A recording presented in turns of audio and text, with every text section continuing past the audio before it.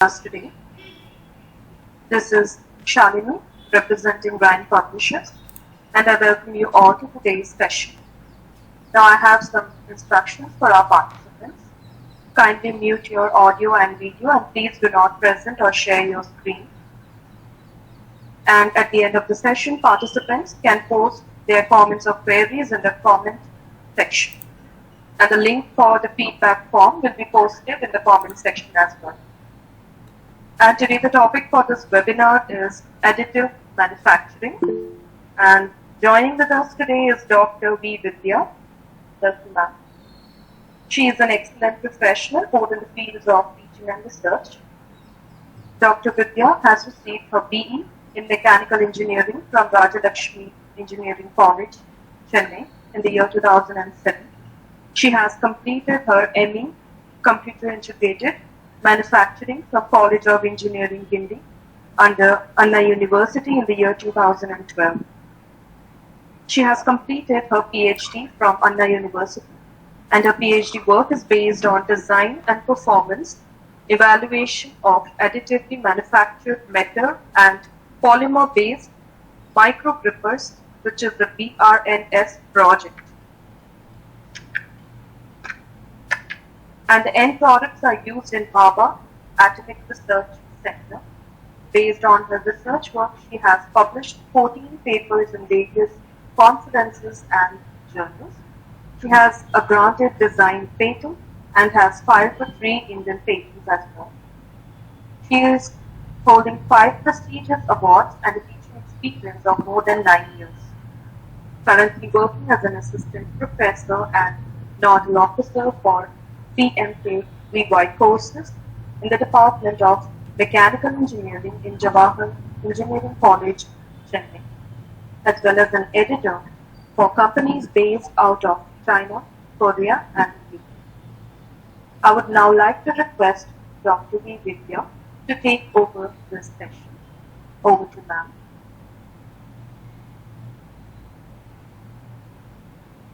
Good evening to one and all present here for the webinar. I am Dr. V. Vidya, and I am here to present a seminar on additive manufacturing. I hope you can all see my screen. Yes, the presentation is visible.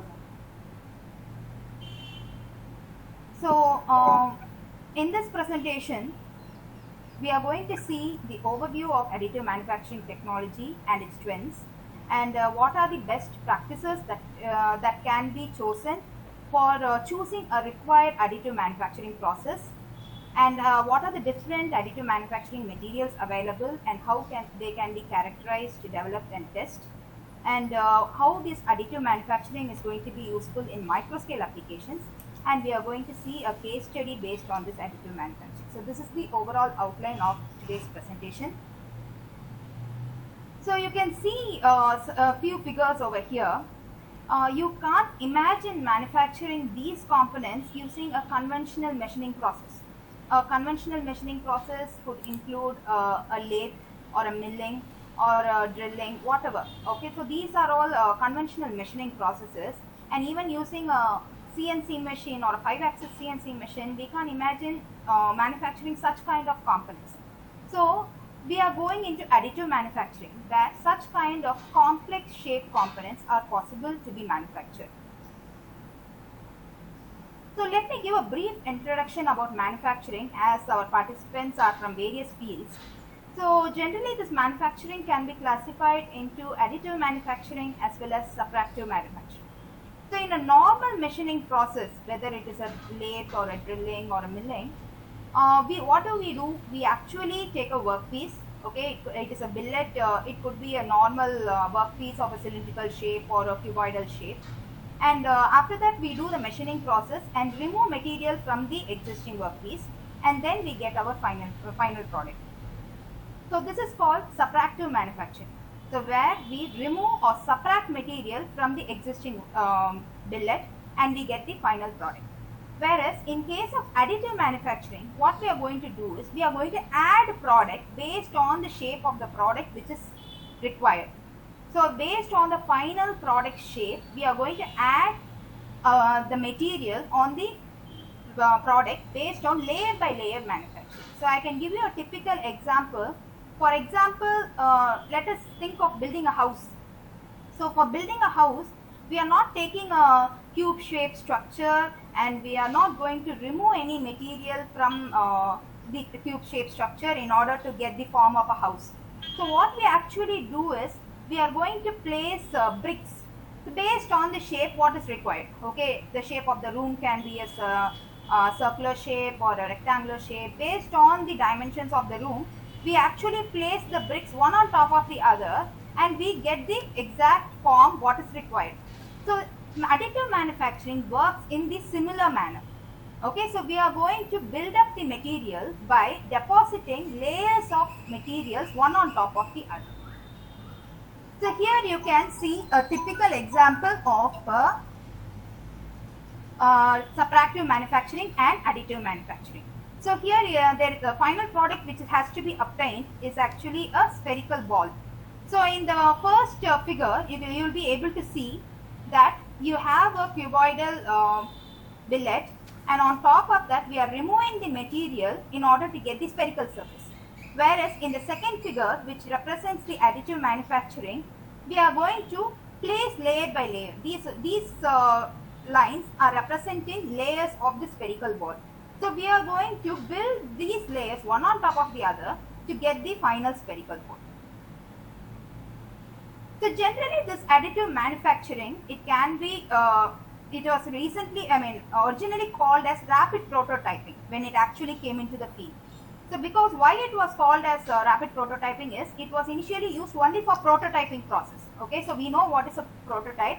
So prototype is something which is used for preliminary testing, or it's just for a visualization purpose, or it's not the final end product. So initially this process was used for prototyping, so it was called as rapid prototyping. But however, nowadays we are using this process for manufacturing end products itself. Okay, so it could be a tool or it could be a product which can be directly used in the application. So that is why a new name called additive manufacturing was replacing this rapid prototyping. And the most common name is going to be 3D printing, which even nowadays, this is actually a very important spook of Industry 4.0. So we have various spooks in Industry 4.0 like entrepreneurship and IoT, Internet of Things, and blockchain management. So these are all some of the spooks of this Industry 4.0, and this additive manufacturing is also an important spook of Industry 4.0. So it is a must that every individual must be knowing about this additive manufacturing, because the main advantage of this additive manufacturing is we are avoiding wastage of material, because we are going to build it based on the shapes. So we are going to avoid the wastage of material which is happening in a subtractive manufacturing. So here you can see a cup-shaped component which can be produced. Okay, so what we actually do is, like if you want this cup-shaped component using a subtractive manufacturing, as I already told you, you will be having a billet, you will be removing the material to form the cavity. Okay, so what are the disadvantages? Let us see what are the disadvantages that could result because of using subtractive manufacturing. So here you have a cavity at the center. Okay, so this cavity may be too deep for machining. Your tool may not reach the end position. Okay, so you may have to invest on a bigger tool or a bigger machine based on your requirement. So that is one disadvantage. Second disadvantage is you are having an undercut over here. So undercut in the sense your top portion is having a bigger diameter and your bottom portion is having a smaller diameter. Okay, so there is less material in this place. So this is called as an undercut. Okay, so this is possible only using a 3-axis milling machine or any machining. 3-axis machine only is possible. A normal conventional lathe or a milling machine, it is not possible to produce this undercut. And then the base of this component cannot be held rigidly in any of the conventional machining. So in a conventional machining, we will be using vices or fixtures in order to hold the component. So here this particular base, it may not be comfortable to hold this component for machining. And the last disadvantage is you are having some small, minute and sharp features. Okay, so for example, in this cup we are having a handle. Okay, so this handle is very flimsy and it is a very thin structure. So while machining, there are possibles of stresses creating in this particular part, which could lead to the failure of the product. Okay, so these are some of the disadvantages which we observe in subtractive manufacturing.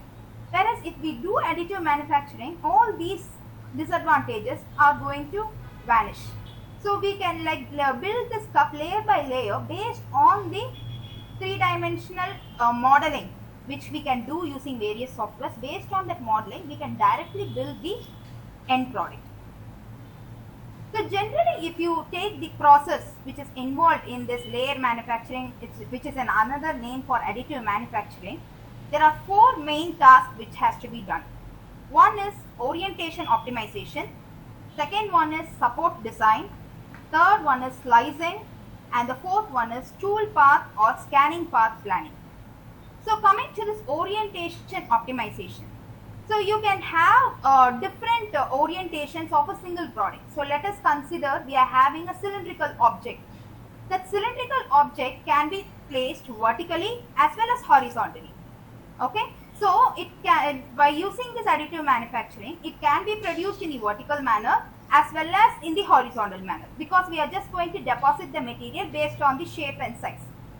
So, but however, we have certain disadvantages in this additive manufacturing because it's a layer by layer manufacturing. So generally this layer by layer manufacturing may not have the strength which can be obtained using subtractive manufacturing. So what we do is, we actually orient the component in such a way your strength could be maintained while manufacturing this component using additive manufacturing. So that optimization, that is orientation optimization, has to be planned first. The next step is going to be support design. So as we already saw in the cup element, so we saw there was an undercut over here. Okay, so in order to hold this undercut, we may need some extra material or a supporting material around that position. So we have to design where the support material is necessary for our product, and based on that the support material can be generated while manufacturing. So that is the second thing. And the third one is slicing. So slicing, as I already told you, this is a layer by layer manufacturing. So the layer thickness is a very important criteria in additive manufacturing. So it is kind of slicing. So we have to know what is the thickness of the slice, of each slice of the component. Why this plays a very important role is the surface roughness. Okay, so since we are going to build it on one on top of the another, we may have a stepping effect while manufacturing using additive manufacturing. So the more smaller your layer thickness is, the surface finish will be high. Okay, so based on that we have to decide what could be the layer thickness for the slicing. And the last step is going to be the tool path or scanning path planning.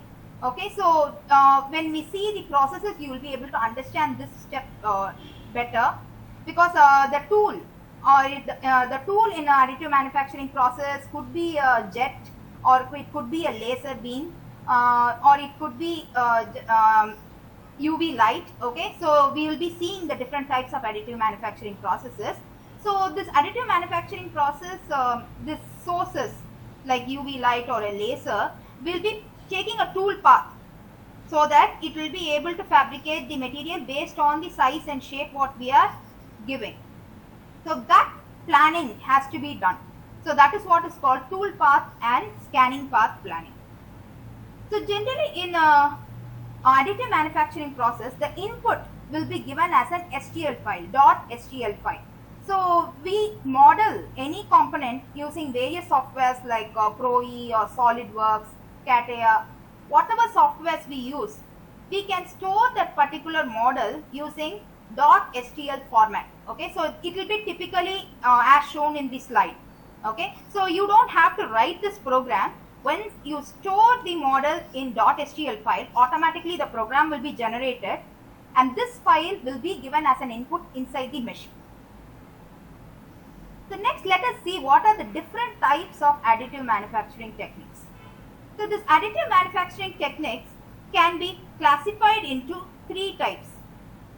So it could be based on the physical form of the initial material. So it could be liquid based, powder based and solid based. So if you are going to produce your final product using a liquid medium, then it comes under liquid based. If you are going to use a powdered material in order to form our final product, then it comes under powder based. And solid based is based on, and the medium is going to be a solid. So under the liquid based, we have three types of additive manufacturing techniques. They are stereolithography, jetting systems, and direct light processing. So we will be seeing these in detail. At least the most important processes we will be seeing in detail in this presentation. And in the powder paste techniques, we have selective laser sintering, three-dimensional printing, fused metal deposit systems, electron beam melting, selective laser melting, selective masking sintering, selective inhibition sintering, electrophotographic layered manufacturing, high speed sintering. And in the solid based components, we have fused deposition modeling and sheet stacking technologies. So these are some of the classifications of additive manufacturing techniques. We further have subdivisions in these.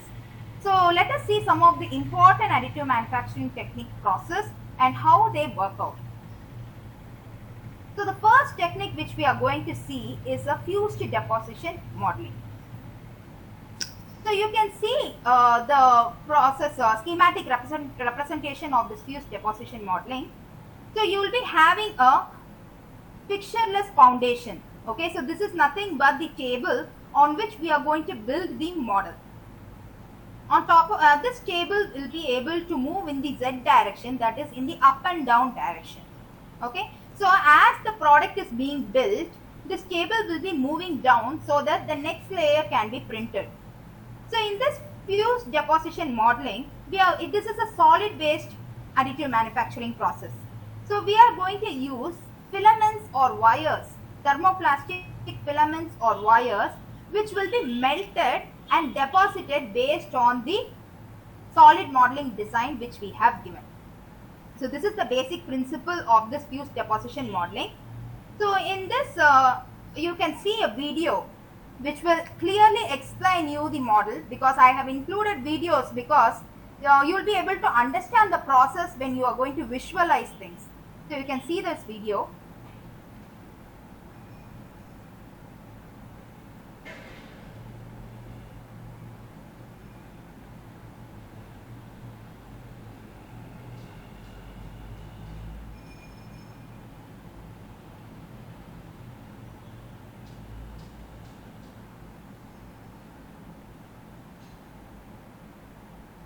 So you can see the head of the jet moving as per the shape which is required over there.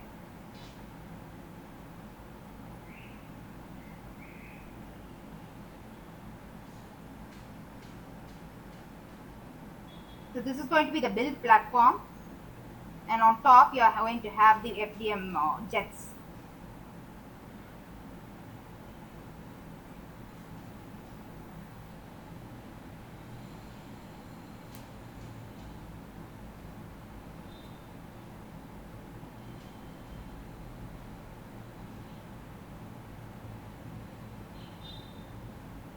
So you will have separate nozzles for the actual material as well as the support material. So based on our dimension and design, it will deposit the materials.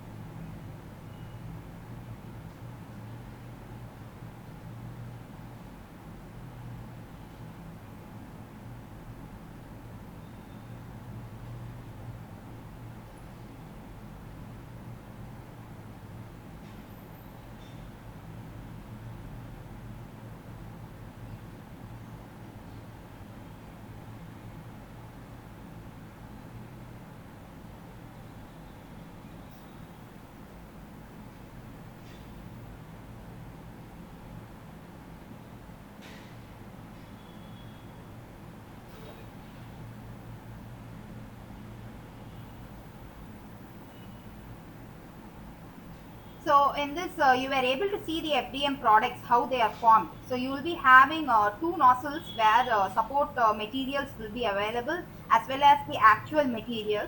So here in this figure, in the schematic representation, we have showed only one nozzle. So similarly, you will be having two nozzles. So in case of support materials, they will be placed separately. And at the end of the process, we will be removing this support material. You may have a very rough surface by manufacturing this products using additive manufacturing. So we do post-processing steps such as the water jet cleaning. Okay, so you use a water jet in order to remove the support material and give a better finish. We can even do a chemical treatment, or we can just have a sandpaper in order to smoothen the surface. So these are some of the techniques, post-processing techniques, which are used to produce the final end product. So the next process which we are going to see is stereolithography. This is the first additive manufacturing process which was developed. So here is a schematic representation of the stereolithography.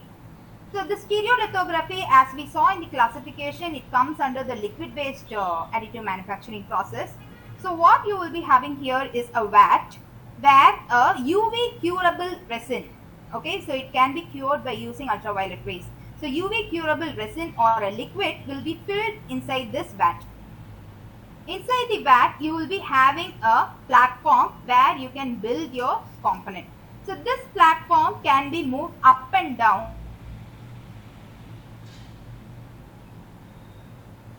manufactured so that the layer can be deposited one on top of the another.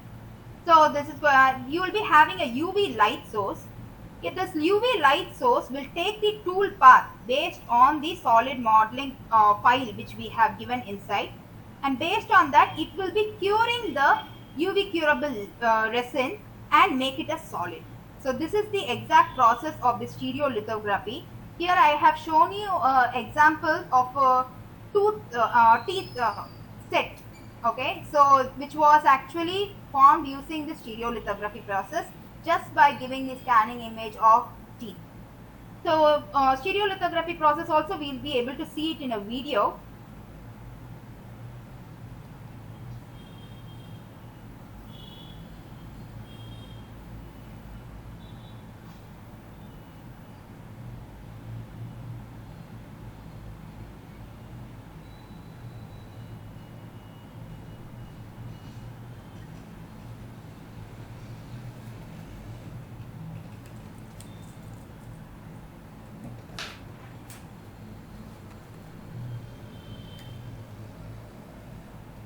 So this is a mouse which is, these are the products which are used, fabricated using stereolithography.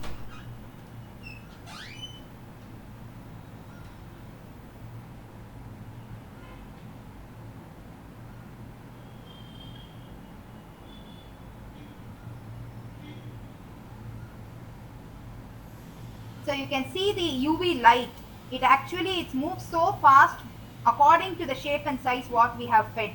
So it will only cure the places where the solid particle, it has to be solidified.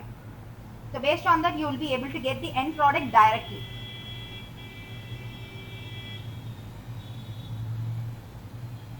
So it's having a mirror application where, so that the orientation of the UV light can be maintained. So you can see the tool path taken by the laser.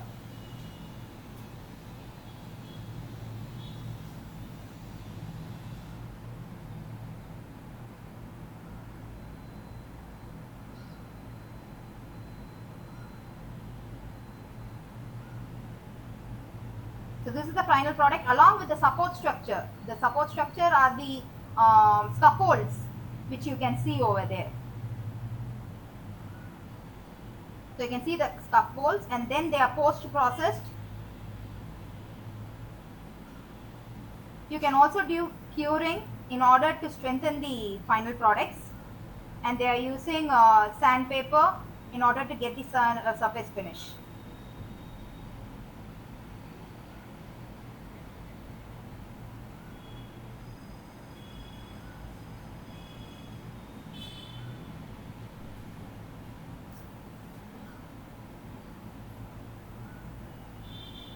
So next we will see about the multi-jet or polyjet modeling.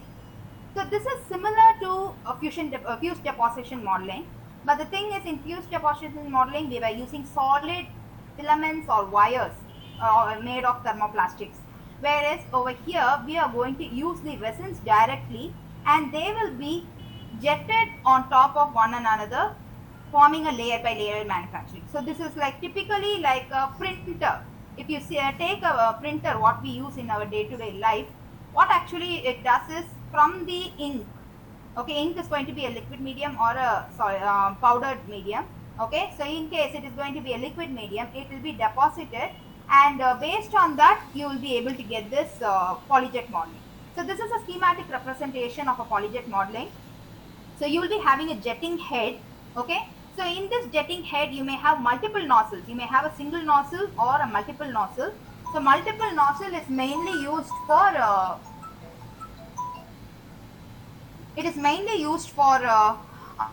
depositing both the support materials as well as the main material whichever is required. So based on that we may have n number of nozzles, and in case we need some color differentiation also, we can use these nozzles and deposit the material based on our requirement. So at the base you will be having the work table. Okay, so that is the build platform.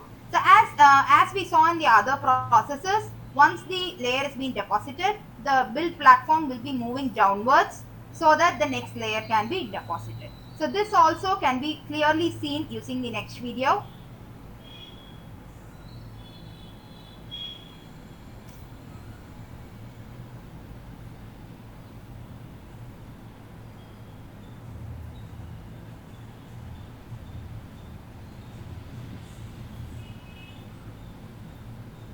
So here, instead of UV light, we are going to use laser.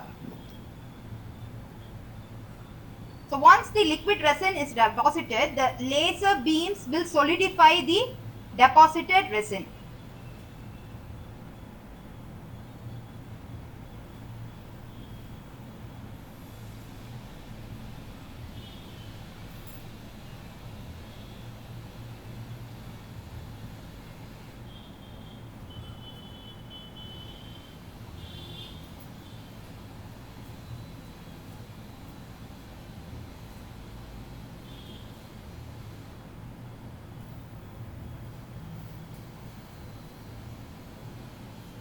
So this is the build platform where the product will be built.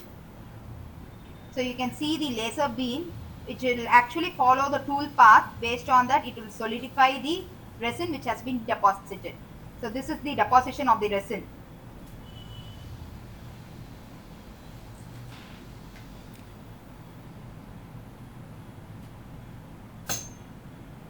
This is very similar to the printer what we use in our daily life. That is a 2-dimensional printer, and here we are going to do a 3-dimensional printing.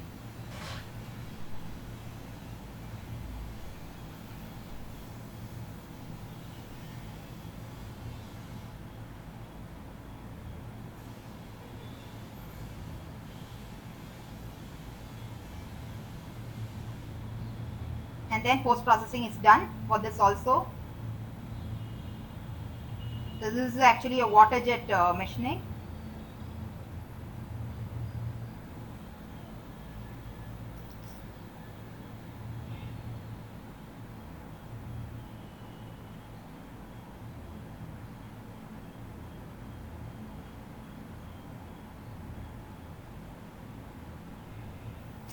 Okay. So the next process which we are going to see is selective laser sintering. So in this selective laser sintering, this is actually a powder-based additive manufacturing process. So we will be having 2 chambers, as you can see in the schematic representation over here. We will be having 2 chambers. In one of the chamber, you will be filling up the material powder. Okay, it could be a polymer or it could be a metal. Okay, so whatever material is required for your final product, it will be filled in one of the chambers. So as the this is going to be a roller. Okay, so for the next layer, this roller will be taking a layer of this powder and deposit on the existing product which has been developed. Okay, so this chamber, this is going to be the chamber where we can build the product. So you can see there is an inverted U-shaped product which has been fabricated using this process. So here again you're going to have a laser beam. So what this laser beam does is, based on the design what we have given, based on the cross section of the design, it will solidify the powder whichever is available over there by sintering it. Okay, not exactly melting. Melting is a complete liquefying process. Sintering means it actually melts to a level that it gets bonded with the next particle. Okay, so that is what is called sintering. So this laser beam is used to sinter the particles based on the design that is fed into the mesh. So this is the overall process of selective laser sintering. So here I have given a very complicated shape which cannot be fabricated using a conventional machining process. So this is possible only using additive manufacturing process. Complex shapes are possible only using additive manufacturing process. So we will see a describing video for selective laser sintering.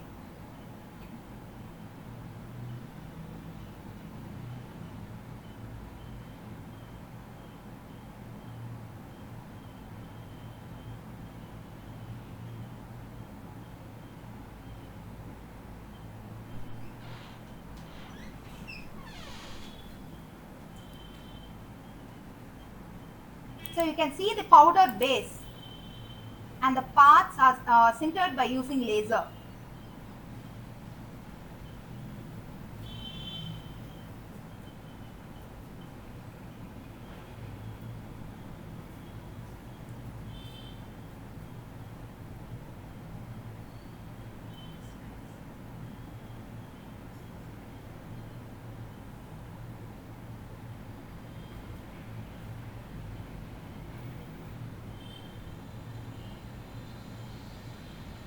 So that is the roller I was mentioning about.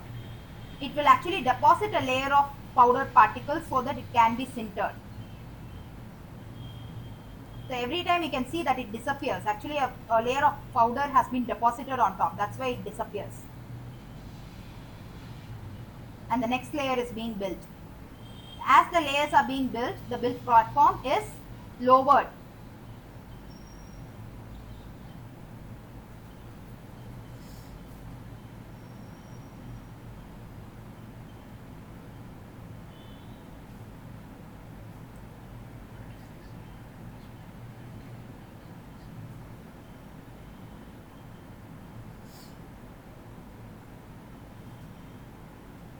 So once the process is over, all the unsintered powder will be removed and the final product alone will be sintered. So here we can see the final product alone being sintered or solidified.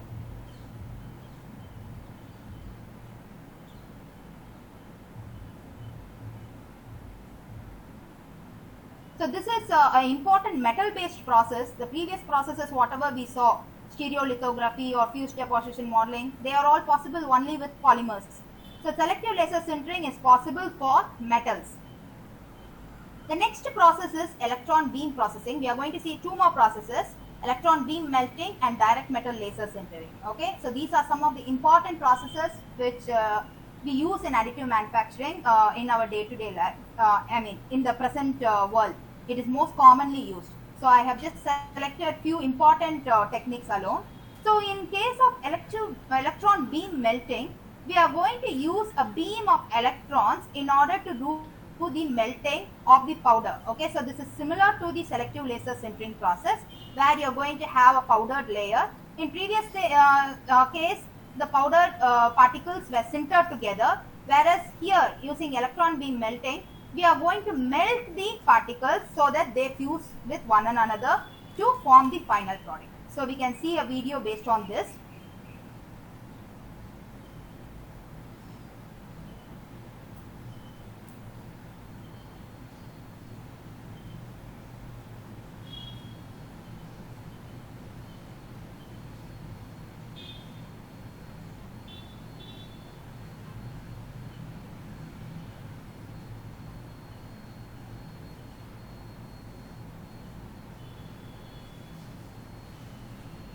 So this is again for mainly for metals.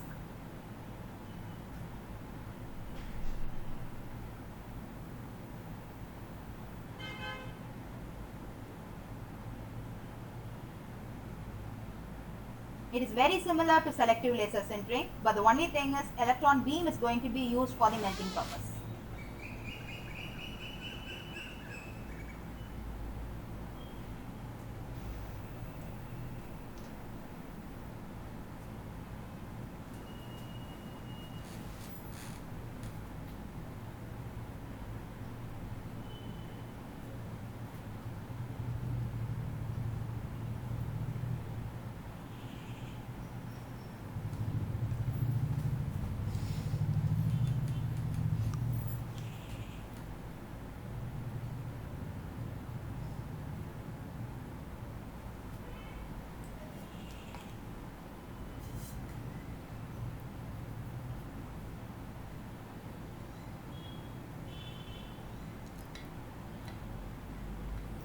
And this is another solid based additive manufacturing, that is laminated object manufacturing. So this base material is going to be a solid, so it can be thin sheets of plastic or even paper. Okay, so using a paper in case you are going to go fabricate a prototype and you want to see the final product, how it actually looks like. So they use sheets of paper which can be stuck on one on top of the another based on the shape of the final product. Okay, so in this schematic representation you can see stacks of paper, paper roll which is going to be over here. So this paper roll will be giving sheets of paper for each layer, and based on the design what we have given in, there is a knife. Okay, it could be a manual knife or it could be a laser cutter. Okay, so normally we use a laser cutter. So it will cut the sheet of paper based on the cross section of the model what we have given. Okay, and you will be having an adhesive material which will be deposited on top of this paper. Okay, which has been cut by using this laser knife, and then this cut sheet of paper will be moving down through this roller, and the next fresh sheet of paper will be placed on top of this layer. So based on that you will be able to get the cross section or the model whatever is required for us. Okay, so you can see a typical model which is actually made by using a paper as the foundation material. So you can see a video based on this laminated object manufacturing.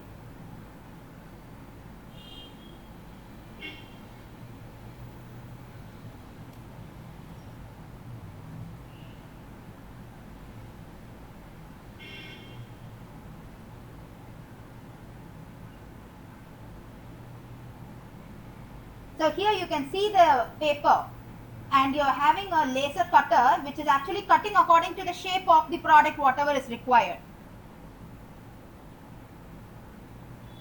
Once it has been cut, that sheet goes away and the next fresh sheet comes in. By means of adhesive it gets pasted onto it, and then again that sheet of paper is being cut with the laser knife based on the shape whatever is required. So this process continues until the final product is obtained.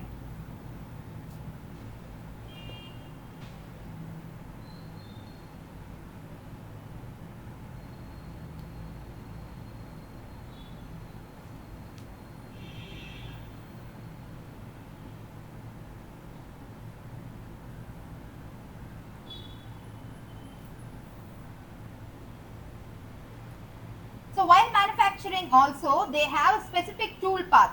So the tool path also is being optimized. So which is the best tool path which could give the final product at a very less energy and less time. So that optimization is being done, and based on that optimization only the laser knife will be moving.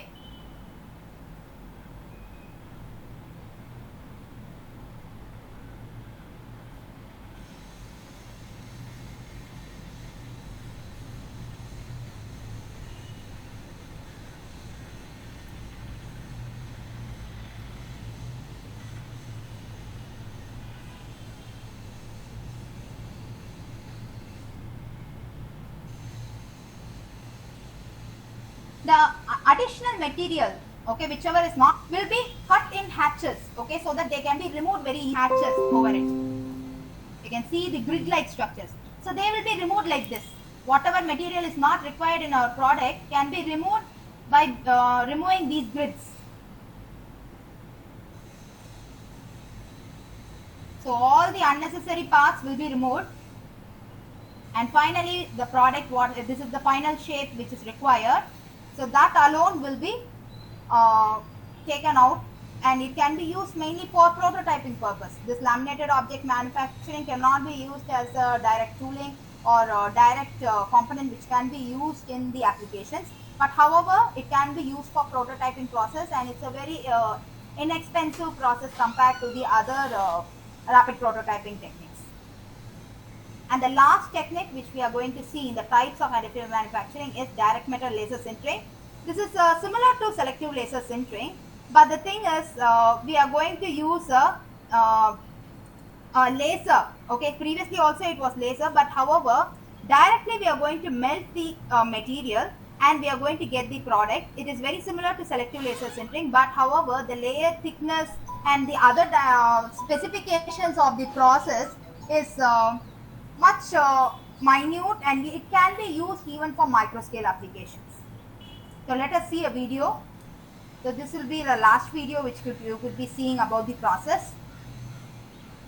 So here again you are going to have a recoated bed, and you will be having a laser source which will sinter the metal powder which is over there based on the shape of the input file.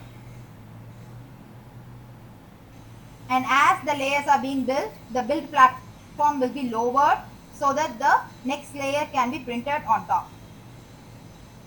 Once the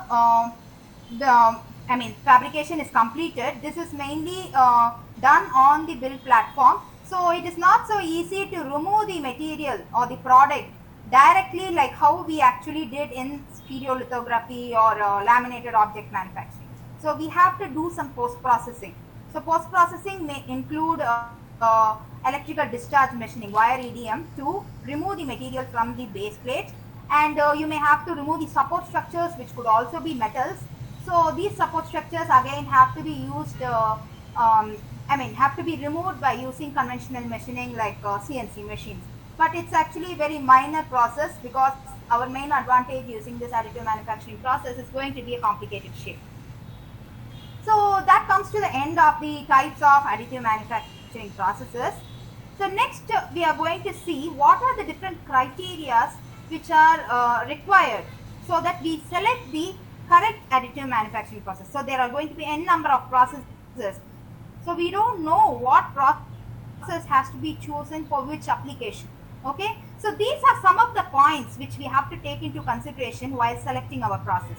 So first one is, what is the technique that is used to create the layers? Okay, so we saw various kinds of techniques. In one technique we used a UV light, another technique we used a laser beam, and the next technique we used a laser knife. Okay, so based on the technique, okay, it should be suitable for our product. Okay, so if we are going to use a material which is going to have a very low melting point, then we cannot use a high temperature laser, because it could also melt the surrounding portions. Okay, so based on the technique that is used to create the layers, we have to select our additive manufacturing process. The second point is techniques for bonding the layers together. Okay, so we saw that the layers are going to be placed one on top of the another. Okay, so this bonding, it could be like in case of selective laser sintering, it is actually because of the sintering itself it gets bonded to the lower surface. Whereas if you take the laminated object method, we are going to use an adhesive so that the layers are being connected to one another. Okay, so based on this technique, we are going to identify the strength of the final product. Okay, so what is our requirement of strength? So based on that, you can select the technique based on the method of bonding the layers together. So that is the second selection criteria. Third one is the speed. Okay, so as we know, speed is another important criteria while we are going to fabricate a product. Okay, so one typical example I can give you is this additive manufacturing is used in F1 races. Okay, so in the F1 races, like within an hour or two, you have to modify the model of the car in order to get the high speed which is required in those races. Okay, So what they do is they have this typical additive manufacturing facility over there, and they create the parts of the car immediately so that they can fix it up and use it for the next phase. Like it could be even overnight, or it could be within few hours. Okay, so that speed is necessary. So that is not at all possible using subtractive manufacturing. Okay, so again in the additive manufacturing process, you have to identify which is going to be the fastest. Okay, so which is going to require the minimum post processing. So all these criteria has to be taken into consideration, and based on that we have to select the additive manufacturing technique. And the fourth criteria is going to be the layer thickness. So as I told you already, the layer thickness is going to determine the surface roughness of the final product. Okay, so the minimum the layer thickness is, the better surface finish that you're going to obtain. Okay, so based on the cross section of your product, okay, so let us compare. You're going to have a cylindrical component as well as a chessboard coin. Okay, so a cylindrical component does not have much variation in the structure. Okay, it is just a straight structure with a common diameter. Okay, so it's not going to vary step by step. Whereas if you take a chessboard coin, it is going to have numerous changes in dimensions and the shape. Okay, so in that case the layer thickness has to be very less, so that your end product will have a better surface finish, and the look of the product should be similar. It should not have a stepping effect because of the changes in the dimensions in the layers. Okay, so that is the fourth criteria. And the fifth criteria is the range of materials. So materials, again, what is our application? So based on our application, it could be a biocompatible application. For example, we will be seeing the applications in the following slides. So these additive manufacturing is a very important technique which is used in the biomedical field. Okay, so if you want to create a bone, okay, actually suppose patient has undergone a fracture, okay, in some road accident, okay, sometimes the bones may be crushed, so they could not be joined naturally. So in that case they may have to replace the bone completely. So it is not possible to replace the bone just like that by forming it by using a normal manufacturing process. So what they do is they will scan the bone and give it as an input, and you will be able to get the exact shape of the bone whatever is required. Okay, so in such cases we may need biocompatible materials because it's going to be placed inside the body. Okay, so based on our applications and based on the materials which are available, we will be choosing the additive manufacturing process. And the next one is accuracy. Okay, so again there are for each and every process the layer thickness and the accuracy will be varying.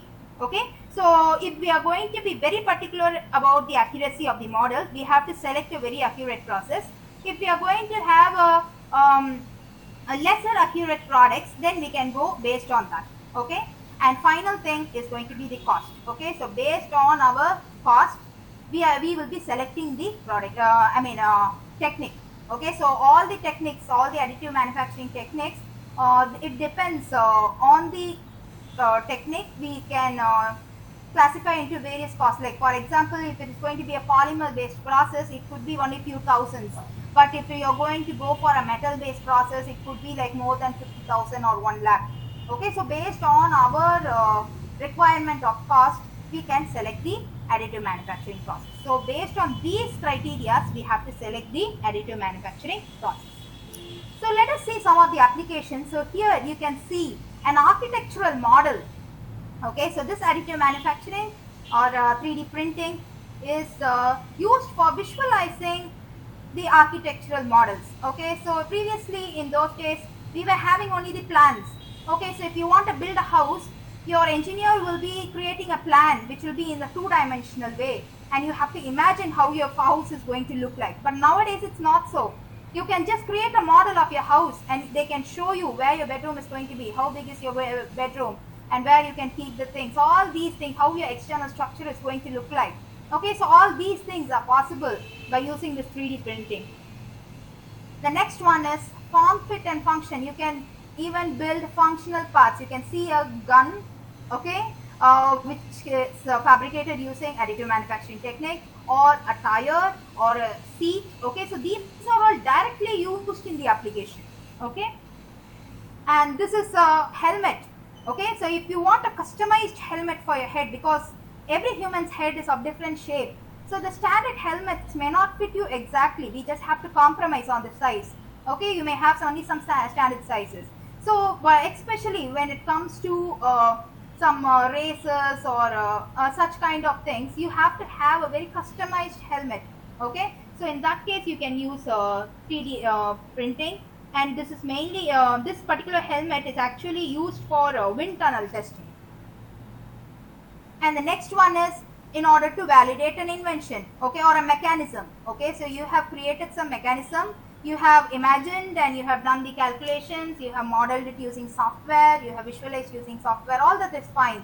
But if you really want to know whether your invention is actually working, you can use it. You can really create working three-dimensional models using this additive manufacturing process. Okay, and this is actually a pattern for casting. Okay, so in casting we know that the patterns are required in order to build the sand casting. Okay, so if it is going to be a very complicated shape, then may not be possible using the conventional machining. Okay, so such kind of complicated shapes can be manufactured using additive manufacturing process. And these are molds of casting. Okay, so it is not necessary for you to go for a pattern at all. Directly your mold can be fabricated using additive manufacturing, in which your molten metal can be poured inside in order to form the cast. And in the jewelry industry, again, you're going to have the casted model. So if you want a complicated jewelry design which has to be casted further, you can have models or patterns for that. So these are some of the jewelry designs which could be these designs are not at all possible by using the conventional handicraft jewelry. Okay, so these things are possible using additive manufacturing.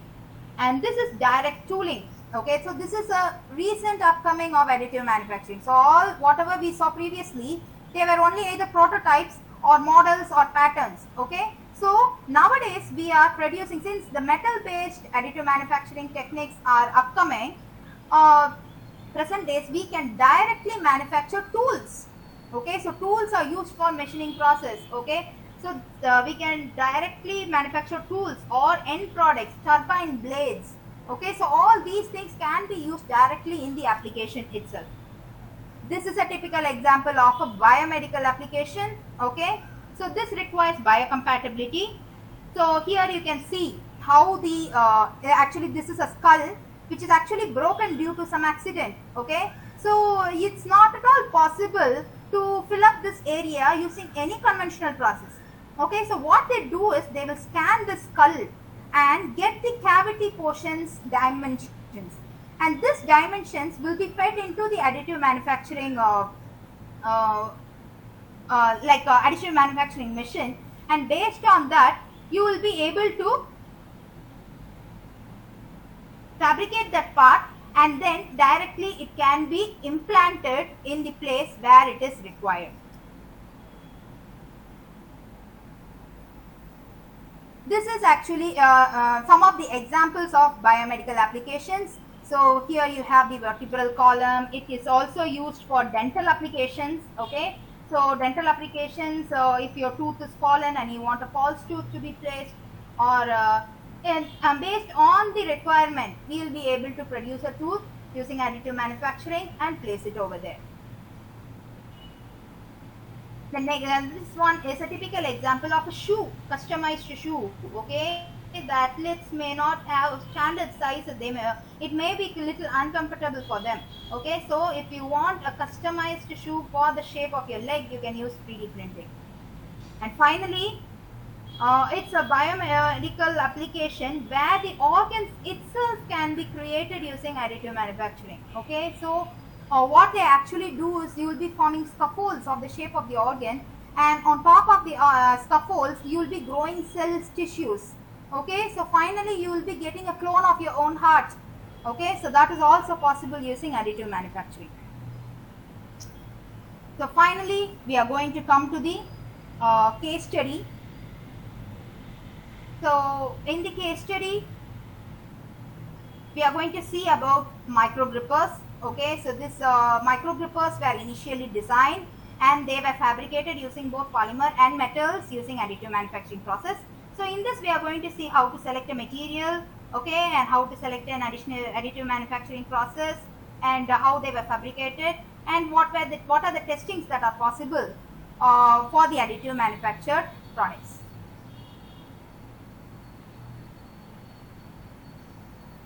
So let us see a basic overview of the design. This is actually the micro gripper. Actually micro gripper in the sense it is actually macro in size, but it is used for micro applications. Okay, so this is the design of the micro gripper. So as you can see in the next, this is actually the cross section of the micro gripper. Okay, so in the cross section of the micro gripper, you can see there is a central rod over here, and there are some flexures arising from the central rod, and these flexures connected through the gripping arms. Okay, so when this central rod is moved upwards, these flexures will tend to become straight, and they will push away this gripping arm so that the gripping hole will be opened up. Okay, so that time you can hold the component, and when the pressure is released from the central rod, it will close and hold the micro component. Okay, so this particular micro gripper cannot be fabricated using the conventional techniques. Okay, because it is going to have interior structures, and even in the interior structures you are going to have circular cross sections, so it is not at all possible to fabricate it using a conventional machine. So we went for additive manufacturing process. So coming to the selection of the additive manufacturing process, what happens is again, based on, as we already saw how we have to select a additive manufacturing process, so based on those criteria we selected by comparing the mechanical properties as well as the minimum layer thickness. Okay, since our micro gripper is going to be a micro scale application, this minimum layer thickness played a very important role because we wanted a very accurate component. Okay, so based on the comparisons made, we selected polyjet printing process and direct metal laser process for fabricating the micro grippers using polymer and metals respectively. So the minimum layer thickness for polyjet printing was 16 micrometers, and for direct metal laser sintering was 20 micrometers. So these were the minimum layer thickness which were available in India. Like when we were doing our project, we wanted to see the facilities available in India, right? So there were facilities available for even more lesser layer thickness abroad, but due to the restrictions and of the facilities available over here, we chose these two processes. So coming to the selection of the material, okay, so here you can see the table where the material properties of the polyjet printing, that is, you have in polyjet printing process itself, you have various materials. Okay, so these are all commercial names. So ABS, Duras White, Fulkio 720, Tango Black Plus. So these are some of the materials which are available and which can be fabricated using polyjet printing.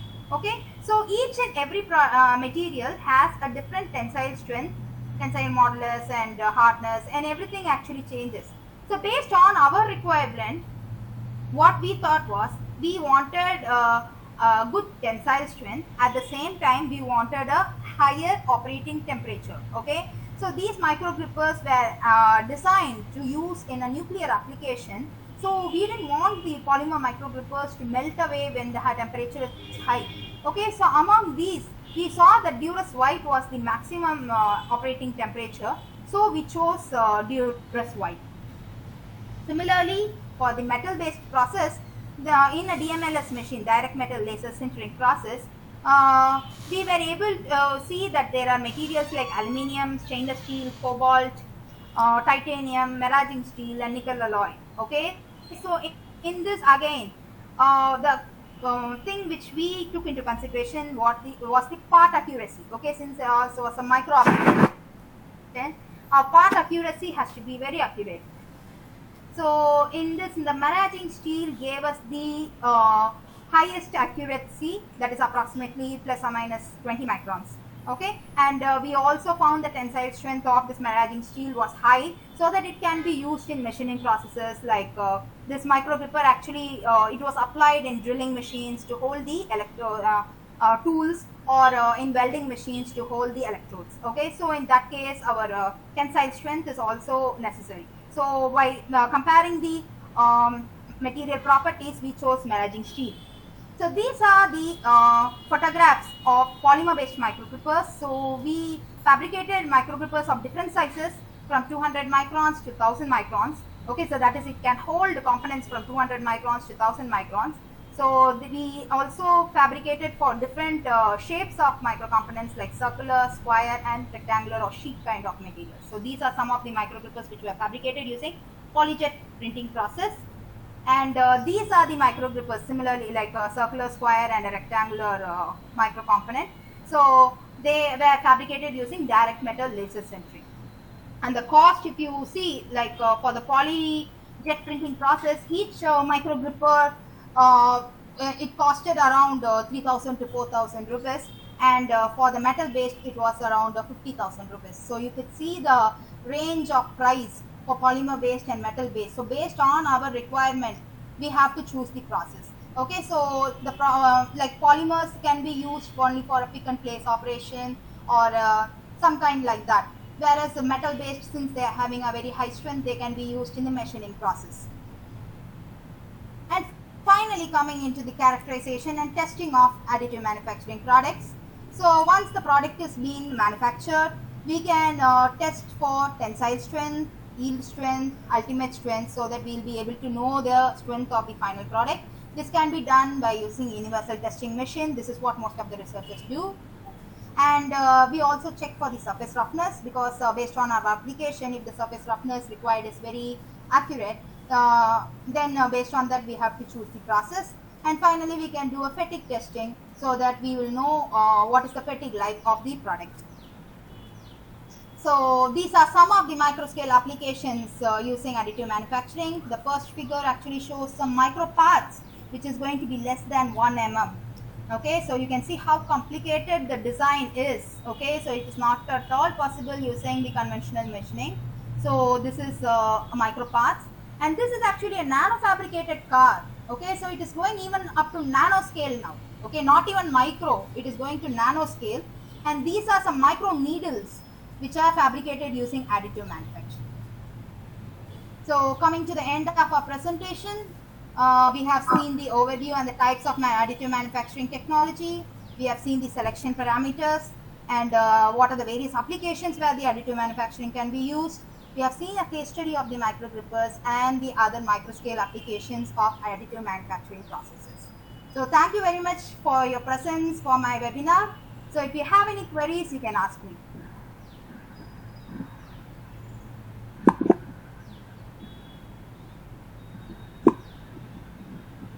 I would now like to thank our resource person for making this session informative and insightful. Participants are free to post their comments or queries.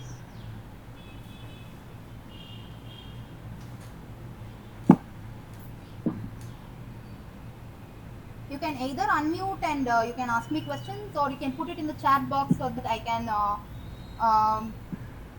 answer for your questions.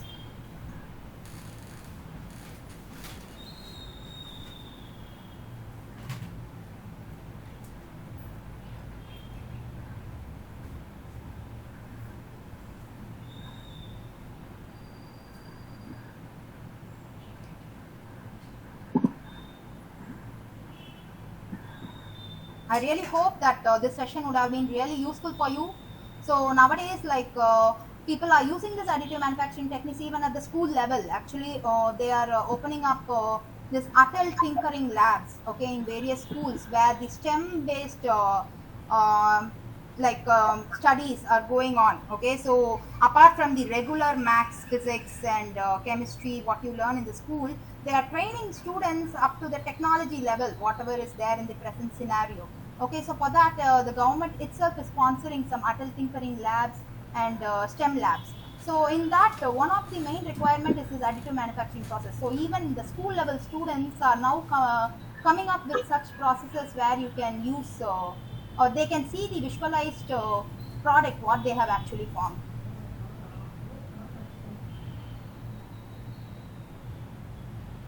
Any questions?